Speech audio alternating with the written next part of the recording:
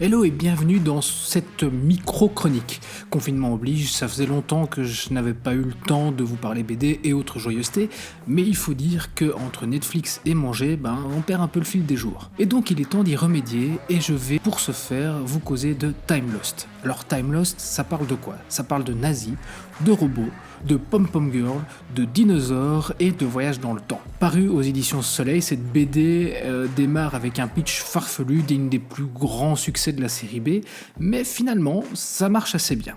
L'histoire, c'est que, comme toujours, des méchants nazis ont fait des expériences pendant la Seconde Guerre mondiale, des expériences qui ne se sont pas toujours bien passées et que les Alliés ont préféré mettre sous clé, dans un endroit, bien sûr, totalement sécurisé. Mais quelques décennies plus tard, un groupe de jeunes insouciants va malencontreusement se trouver où il n'aurait pas dû, toucher à des choses qu'il n'aurait pas fallu toucher, et se retrouve catapulté à l'ère du Crétacé au beau milieu de vélociraptors et autres monstres aux dents acérées, désirant en faire leurs 4 heures. Et si vous aimez l'univers général des éditions Soleil, vous serez comblé car on retrouve tous les ingrédients qu'on aime chez eux, à savoir de l'humour, de la baston, des filles et des mecs sexy, de la violence, de l'aventure et de la référence geek.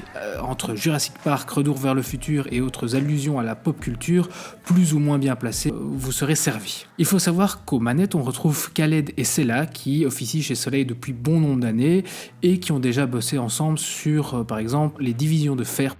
Pause! Je me rends compte maintenant, en faisant le montage, que les robots qu'on voit dans les divisions de fer sont très très ressemblants à ceux qu'on peut trouver dans Time Lost. Pour moi, c'est pas un hasard. Je pense clairement que les auteurs se sont fait un petit auto-clin d'œil, un petit easter egg personnalisé qui rajoute un petit côté sympa à cette BD. Voilà, on reprend la vidéo.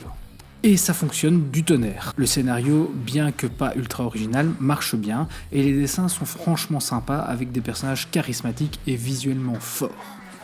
Le petit bémol, en revanche, c'est qu'on passe beaucoup de temps à découvrir les personnages en question au détriment de l'histoire en elle-même, qui ne démarre réellement que très tard, laissant le lecteur quelque peu sur sa faim quand le récit est terminé. Mais ça donne l'eau à la bouche et l'envie d'en découvrir plus dans un tome 2. En gros, si vous aimez les aventures et les méchants bien clichés avec des gros dinosaures et des robots géants en mode Mad Max, Time Lost saura vous délecter. Je vous recommande donc chaudement ce premier numéro à vous mettre sous la dent. Sur ce, je vous laisse, je dois aller manger des pâtes.